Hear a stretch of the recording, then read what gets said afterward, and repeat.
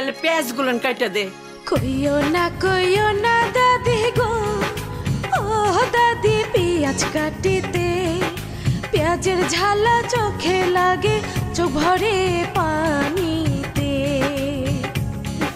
পেঁয়াজের ঝালা চোখে লাগে, চোখ ভরে পানিতে।